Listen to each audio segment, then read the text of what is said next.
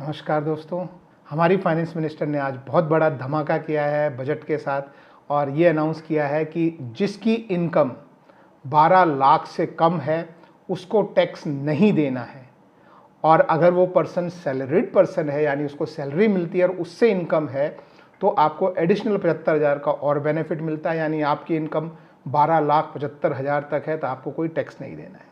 लेकिन फिर उसके बाद कुछ स्लैब्स आए जहाँ पर लोगों ने देखा कि 4 लाख से 8 लाख तक 5% टैक्स देना है, 8 लाख से 12 लाख तक 10% टैक्स देना। तो लोगों को कन्फ्यूजन हो गया कि एक जगह तो बोल रहे हैं कि 12 लाख तक कोई टैक्स नहीं और एक तरफ ये टैक्स मांग रहे हैं। तो क्या है ये पूरा टैक्सेशन का मामला, इस वीडियो में समझेंगे। तो आपको मेरी स्क्रीन पे लेके आता हूँ। ये मेरी पीपीटी जो है ये हमारे सीए ने भेजी है, एसके राठी। इसमें कुछ नंबर्स लिखे हैं जो मैं आपको दिखाना चाहता हूँ।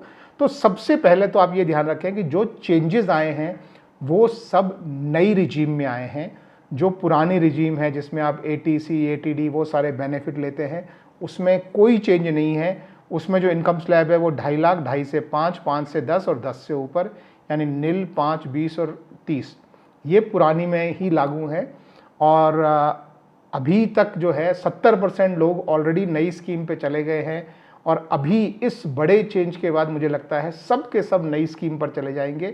ओल्ड स्कीम पर मुझे नहीं लगता अब कोई भी रहेगा, क्योंकि ओल्ड स्कीम आप देख सकते हैं कि बिल्कुल बेनिफिशियल नहीं है। अब हम आते हैं कि किस अमाउंट तक हमको टैक्स नहीं लगेगा। तो पिछले फाइनेंशियल ईयर तक ये था कि ओल्ड रिजीम में 5 लाख तक कोई टैक्स नहीं था और नई रिजीम में 7 लाख तक कोई टैक्स नहीं था। अब पुरानी रिजीम का तो वही है कि 5 लाख तक अगर आप उसमें फाइल करेंगे तो कोई टैक्स नहीं है।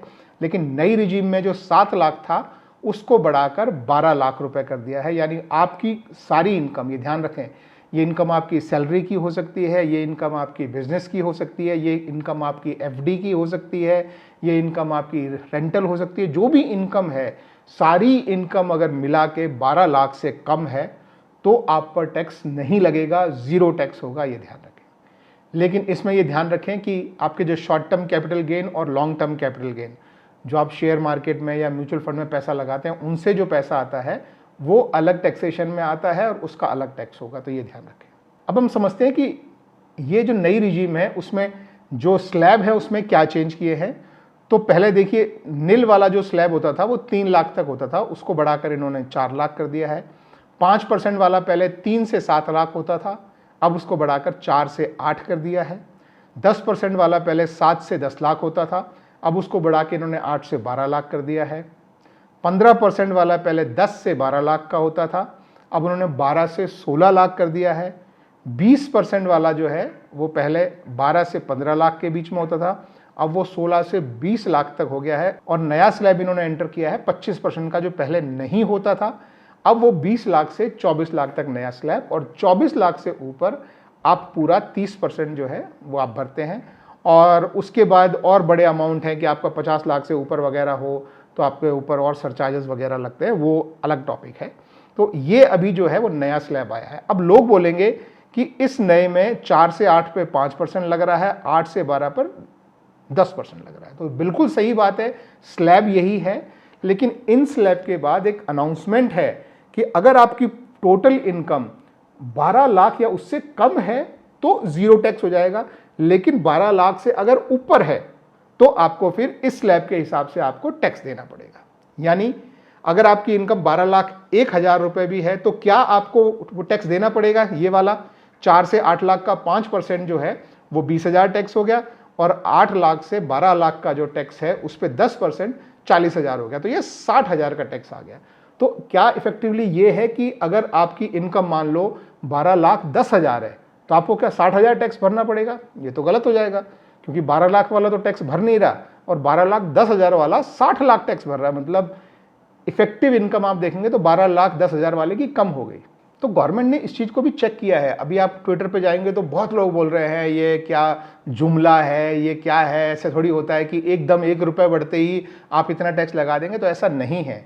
अगर आप उन टैक्सेशन के डिटेल में जाएंगे तो वहाँ पर एक कॉन्सेप्ट ऑफ मार्जिनल रिलीफ है। देखिए एग्जाम्पल के तौर पर उन्होंने बताया कि मान लीजिए आपकी इनकम 12 लाख 10,000 रुपये है, तो अगर मार्जिनल रिलीफ नहीं दिया जाए तो आप पे टैक्स बनता है 61,600, लेकिन आप एक्चुअल टैक्स सिर्फ उतना ही भरेंगे जितना 12 लाख से ऊपर है। तो आप सिर्फ 10,000 रुपये टैक्स भरेंगे। तो जितना 12 लाख वाला भर रहा है उसके हाथ में जितना टैक्स के बाद पैसा आ रहा है उतना ही पैसा आपके हाथ में आएगा। इसी तरह से अगर आपकी इनकम 12,50,000 रुपये है तो आपका टैक्स बनता है 67,500, लेकिन आप भरेंगे सिर्फ ये जो ऊपर का 50,000 है, सिर्फ वही टैक्स भरेंगे। इसी तरह से अगर आपकी इनकम 12,70,000 रुपये है तो आप पे टैक्स एक्चुअली बनता है 70,500, लेकिन आप भरेंगे उतना जितना आपका ये अमाउंट बनता है। पर जैसे ही आप उससे ऊपर जाते हैं तो आपका अमाउंट जो है, आप देखें ना, ये अमाउंट बड़ा है और ये अमाउंट छोटा है, तो जब आप उससे ऊपर चले जाते हैं तो आपका अमाउंट इतना ज़्यादा हो जाता है कि आप एक्चुअली नॉर्मल स्लैब में आ जाते हैं। तो इस अमाउंट से ऊपर आपको कोई मार्जिनल रिलीफ नहीं मिलती है। तो ये देखिए, तो यहाँ पे आपका अमाउंट इतना बन रहा था और आपको उतना ही भरना है, क्योंकि आपको एक्स्ट्रा मिल रहा है 75,000 रुपये और टैक्स बन रहा है सिर्फ 71,250। तो आपको 12 लाख से ऊपर या तो जितना मिल रहा है उतना, या उस पर जो एक्चुअल टैक्स बन रहा है उन दोनों में से जो कम है वो भरना है। तो इसमें इतना टैक्स बन रहा है, ये एक्स्ट्रा मिल रहा है, तो आपको सिर्फ 10,000 भरना है। इसमें 50,000 और 67,500 में से 50,000 भरना है। इसमें 70,000 और 70,500 में से 70,000 भरना है। इसमें से 75,000 और 71,250 में से 71,000 भरना है। तो ये मार्जिनल रिलीफ बहुत लोगों को नहीं मालूम है, तो इसके हिसाब से आपको जो है वो आपका टैक्स भरना है। अब ये जो नई टैक्स स्लैब्स आई है उसमें किसको कितना बेनिफिट है एक्चुअली, तो आप देखेंगे कि अब यहाँ से आप ये नई जो अभी स्कीम चल रही है उसमें ये सारे टैक्स लिखे हैं अलग अलग अमाउंट के लिए, और जो प्रपोज टैक्स है उसके हिसाब से ये सारे टैक्स लिखे हैं, लेकिन 12 लाख तक कोई टैक्स नहीं है, तो ये अपना एग्जम्प्ट हो जाता है और ये फाइनल आप टैक्स भर रहे हैं। तो अगर आपकी इनकम 12 लाख रुपए थी तो अभी की जो स्कीम है जो चल रही है उसमें आपको 80,000 का टैक्स भरना पड़ता, अब आपको 0 भरना पड़ेगा। आपकी इनकम 16 लाख थी तो पहले आप 1,70 भरते थे, अब आप 1,20 भरेंगे, आपको 50,000 का बेनिफिट है। इसी तरह से बढ़ते बढ़ते अगर आप 50 लाख की स्लैब में पहुंच जाते हैं तो आपको पहले 11,90,000 रुपये भरना पड़ता था, अब आपको 10,80,000 रुपये भरना पड़ता है, तो यानी आपको 1,10,000 का बेनिफिट है। तो यानी अभी जो चेंजेस किए हैं उसमें हर स्लैब को आप देखिए कुछ ना कुछ बेनिफिट है, और सबसे ज़्यादा बेनिफिट जो 12 लाख तक आ रहा है उसको है। अब ये 12 लाख का तो हो गया, ये 12,75,000 का जो नंबर घूम रहा है वो क्या है, तो ये 12 लाख जो है ये हर इनकम ग्रुप के लिए है, चाहे आपकी बिजनेस इनकम हो, चाहे आपकी रेंटल इनकम हो, कोई भी इनकम हो, आपकी इनकम टोटल मिला के अगर 12 लाख से कम है तो ये। लेकिन अगर आप सैलरीड पर्सन हैं, यानी आपको सैलरी मिलती है और आपकी मेन इनकम जो है वो सैलरी से आती है, तब आपको सैलरी पर एक स्टैंडर्ड डिडक्शन मिलता है, जो पिछले साल भी 75,000 रुपये था और अभी भी आगे भी 75,000 रुपये ही रखा जा रहा है। यानी आपकी टोटल इनकम में से अगर आपकी सैलरी इनकम 75,000 से ज़्यादा है तो उसमें से आप 75,000 रुपये कम करेंगे और फिर ये कैलकुलेशन आपकी जो स्क्रीन पे दिख रही है ये कैलकुलेशन आप करेंगे। तो इफेक्टिवली ये है कि अगर आप सैलरीड पर्सन हैं तो आपकी 12,75,000 इनकम तक आप पे कोई टैक्स नहीं लगेगा, क्योंकि 75,000 पहले कम हो जाएगी और फिर आपकी 12 लाख जो है तो वो 12 लाख पर आपको रिबेट मिल जाएगा और आपको कोई टैक्स नहीं भरना पड़ेगा। तो ये सिंपल सा कॉन्सेप्ट है, 12 लाख तक कोई टैक्स नहीं है। अगर आप सैलरीड पर्सन हैं तो 12,75,000 तक कोई टैक्स नहीं है।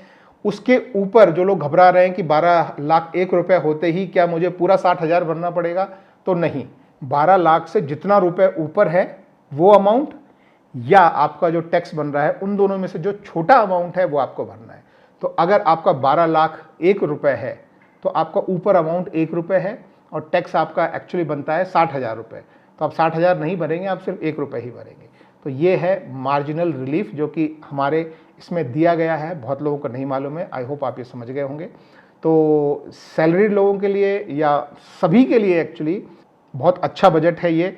तो आप ये सारे टैक्स स्लैब जो है वो देख सकते हैं, और कुछ और चेंजेस हैं वो फटाफट मैं आपके सामने बनाता हूँ। एनपीएस में अभी जो है माइनर्स के नाम पे भी एनपीएस जो है आप अकाउंट खोल सकते हैं, बेनिफिट 50,000 का ही मिलेगा।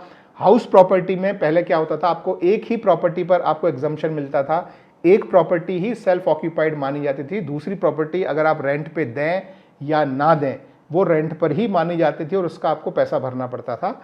तो वो जो है वो अभी हटा दिया है उन्होंने, एक प्रॉपर्टी से 2 प्रॉपर्टी कर दिया है कि 2 प्रॉपर्टी तक आपको जो है वो रेंट पे दी हुई नहीं मानी जाएगी, सेल्फ ऑक्यूपाइड मानी जाएगी। तीसरी प्रॉपर्टी होगी तो रेंट पे मानी जाएगी, ये वो है।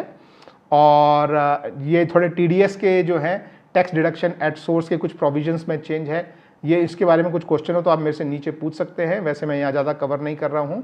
और ये जो है TDS में और प्रोविजंस में क्या क्या रिलीफ दिए गए हैं वो भी आप देख सकते हैं। ये एक और चीज़ है कि जब आप टैक्स फाइल करते हैं और कुछ गलती हो गई आपसे, तो आप पहले टैक्स का रिवीजन जो है 2 साल तक कर सकते थे, अब ये रिवीजन आप 4 साल तक कर सकते हैं। लेकिन ये ध्यान रखें कि ये रिवीजन सिर्फ टैक्स इंक्रीज में ही होना चाहिए, अगर टैक्स रिड्यूस हो रहा होगा तो आप नहीं कर सकते। बाकी ये ट्रस्ट के रजिस्ट्रेशन के बारे में है। तो दिस इट दोस्तों, ये है आप लोगों के लिए बेसिक आपकी इनकम पर इनकम टैक्स में इस फाइनेंशियल ईयर के जो बजट में क्या क्या चेंजेस आए हैं। आई होप वीडियो आपको पसंद आया हो।